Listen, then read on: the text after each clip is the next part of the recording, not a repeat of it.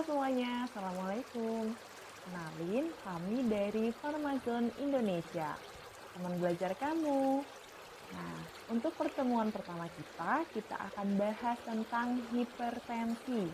Nah, semoga video tentang hipertensi ini bisa bantu kamu belajar farmakoterapi buat kamu, mahasiswa farmasi, dan semua mahasiswa kesehatan. Oke, langsung aja, check this out. Sebelum kita mulai, kita pause dulu videonya, pejamkan mata sebentar, berdoa, dan kalau sudah siap, buka matanya pelan-pelan dan get ready. Teman-teman, sebelum kita belajar farmakoterapi hipertensi, kita perlu tahu dulu nih tentang fisiologi normal tekanan darah dan juga patofisiologinya. Seperti yang kita tahu bahwa setiap detik darah kita dipompa oleh organ yang bernama jantung. Nah, darah bisa mengalir karena adanya tekanan darah. Tekanan darah ini terjadi karena ada output jantung dan juga ada resistensi dari pembuluh perifer. Apa sih itu output jantung? Jadi output jantung itu adalah seberapa banyak darah yang dikeluarkan oleh jantung. Jadi seberapa banyak jantung itu memompa darah dan di sini semakin besar volume yang dipompa akan semakin besar tekanan darah. Nah, untuk resistensi pembuluh perifer, ini adalah seperti tahanan atau adanya hambatan di pembuluh darah. Kalau elastisitas pembuluh darahnya kurang atau ada hambatan di dalam pembuluh darah, maka resistensinya akan meningkat dan tekanan darahnya juga akan meningkat. Di sini, pembuluh darah bisa kita analogikan seperti sebuah selang dan aliran darahnya seperti aliran air. Kalau di dalam selang tidak ada kotoran yang menghambat aliran air atau tidak ada tekanan yang menyebabkan penyempitan dari rongga selangnya, maka air bisa mengalir dengan baik. Tapi ketika ada kotoran atau ketika selangnya ditekan, aliran air bisa terhambat.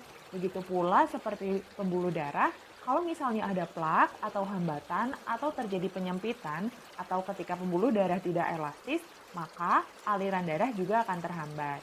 Nah, aliran yang terhambat ini akan menyebabkan tekanan yang tinggi. Kalau di selang kita bisa lihat dengan air yang keluar akan menyembur. Oke, selanjutnya jadi output jantung dan resistensi itu akan menyebabkan tekanan darah. Dalam memahami tekanan darah, kita juga harus memahami sistem saraf simpatetik dan sistem renin-angiotensin-aldosteron. Yang pertama, sistem saraf simpatetik atau adrenergik. Ini adalah sistem saraf yang normalnya bekerja apabila kita sedang marah, takut, waspada, dan sebagainya. Untuk meningkatkan tekanan darah, sistem saraf pusat mengirimkan sinyal melalui saraf eferen ke beberapa organ. Yang pertama ke jantung, ke sel otot polos pembuluh darah, dan juga ke ginjal. Reseptor adrenergik atau simpatetik itu terdiri dari reseptor alfa dan reseptor beta. Mereka yang berperan menerima impuls di organ-organ ini, dan yang pertama di jantung ada reseptor beta-1 adrenergik. Nah, di sini impuls akan meningkatkan denyut nadi atau denyut jantung, sehingga di sini jantung memompa darah lebih banyak. Akibatnya output jantung meningkat, yang hasilnya tekanan darah meningkat. Yang kedua, reseptor alfa 1 di pembuluh darah akan menyebabkan terjadinya vasokonstriksi. Jadi karena ada rangsangan di sel otot pembuluh darah, maka akan terjadi penyempitan dari pembuluh darah. Dan yang ketiga, di ginjal, di sini akan ada rangsangan yang diterima oleh reseptor beta 1 yang menyebabkan sekresi renin dan reseptor alfa 1 yang menyebabkan perfusi darah ke ginjal menurun atau bisa disebut dengan penurunan glomerular filtration rate. Next, untuk tahu lebih lanjut apa yang terjadi di ginjal sehingga bisa meningkatkan tekanan darah, kita pelajari sistem renin-angiotensin-aldosteron. Jadi di ginjal ada sel yang bernama juxtaglomerular. Dia ini akan menghasilkan enzim renin. Ketika perfusi darah ginjal turun, misalnya karena aktivasi sistem saraf simpatetik yang tadi kita sebutin, atau juga karena kehilangan volume darah atau dehidrasi, di sini juxtaglomerular menerima pesan tersebut dan kemudian dia mensekresi renin. Di sini renin berfungsi untuk mengubah angiotensinogen yang diproduksi oleh liver dan beredar di plasma menjadi angiotensin 1. Angiotensin 1 ini masih bersifat inaktif, jadi dia harus diaktifasi menjadi angiotensin 2.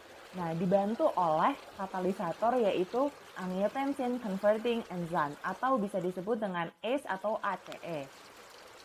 Ketika ACE menempati reseptornya, dia bisa mengubah angiotensin 1 menjadi angiotensin 2. ACE ini terdapat di ginjal, di endotel vaskular, dan juga di paru-paru. Selanjutnya, tadi angiotensin 2 sudah dalam bentuk aktif, kemudian dia akan bekerja meningkatkan reabsorpsi natrium di tubuh ginjal. Akibatnya, kadar natrium darah meningkat. Jadi, natrium yang seharusnya diekspresikan akan ditarik kembali ke dalam darah. Nah, ini akan menyebabkan natrium darah meningkat atau osmolaritas juga ikut meningkat. Karena osmolaritas itu menggambarkan kadar ion yang terkandung di dalam darah. Karena natrium ini bersifat menarik air, jadi retensi natrium akan disertai dengan retensi air. Hal ini menyebabkan peningkatan volume darah dan juga bisa menyebabkan perpindahan cairan ke rongga ekstraseluler. Volume darah yang meningkat akan menyebabkan tekanan darah juga meningkat. Angiotensin 2 juga bekerja menyebabkan vasokonstriksi atau penyempitan pembuluh darah di perifer, sehingga menyebabkan peningkatan resistensi pembuluh darah yang menyebabkan peningkatan tekanan darah. Selain itu, di korteks adrenal terjadi stimulasi pelepasan aldosteron. Aldosteron ini adalah hormon yang bekerja meningkatkan reabsorpsi natrium dan ekspresi kalium. Dengan mekanisme yang sama, pada akhirnya dia akan turut meningkatkan tekanan darah dengan cara meningkatkan retensi natrium dan air. Tapi, mekanisme peningkatan tekanan darah yang diperantarai oleh aldosteron lebih lama dibandingkan yang diperantarai oleh angiotensin 2 tadi. Oke, kita sudah bahas bagaimana mekanisme peningkatan tekanan darah di tubuh kita. Jadi, aktivasi sistem renin-angiotensin-aldosteron atau sistem saraf simpatetik tadi yang secara tidak tepat atau abnormal bisa menyebabkan gangguan, yaitu hipertensi. Dan kapan dikatakan normal atau tekanan darah itu meningkat akan kita bahas selanjutnya di klasifikasi. Menurut JMC8, tekanan darah manusia normalnya adalah di bawah 120 mm Raksa untuk systolic blood pressure dan di bawah 80 mm Raksa untuk diastolic blood pressure. SPB atau tekanan darah sistolik ini adalah tekanan darah saat jantung berkontraksi dalam memompa darah. Untuk diastolik adalah saat jantung berelaksasi dalam memompa darah. Dan tekanan darah dikatakan mulai meningkat ketika systolic blood pressure-nya antara 120 hingga 129 mm Raksa. Sedangkan dikategorikan hipertensi stage 1 ketika systolic blood pressure 130 hingga 139 mm Raksa atau diastolic blood pressure antara 80 hingga 89 mm Raksa. Selanjutnya untuk hipertensi stage 2 adalah ketika systolic blood pressure lebih dari atau sama dengan 140 mm Raksa atau diastolic blood pressure lebih dari atau sama dengan 90 mm Raksa. Terakhir, krisis hipertensi adalah ketika systolic blood pressure di atas 140 mm Raksa dan atau diastolic blood pressure di atas 120 mm Raksa.